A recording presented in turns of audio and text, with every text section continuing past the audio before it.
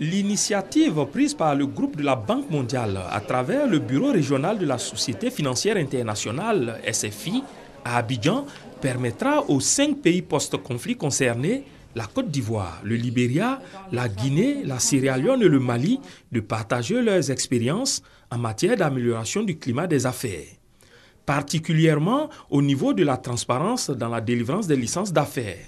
Sur ce chantier, le Japon appuie la Côte d'Ivoire. Le Japon, en plus des appuis à l'amélioration de l'environnement des affaires, a mis à la disposition de CEPICI un expert japonais en vue de promouvoir les investissements étrangers en Côte d'Ivoire. Le gouvernement qui prévoit une contribution du secteur privé au financement du Programme national de développement PND 2016-2020 à hauteur de 62% des 30 000 milliards de francs CFA a déjà pris les devants.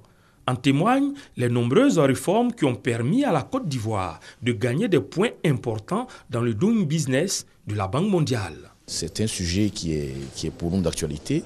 Et quand on regarde les objectifs que nous a fixés le chef de l'État pour les 4 prochaines années, c'est vraiment une occasion pour nous d'échanger avec les autres pays qui nous ont précédés dans ce processus et d'obtenir toutes les capacités possibles de sorte à pouvoir continuer à dérouler le programme de réforme de l'environnement des affaires.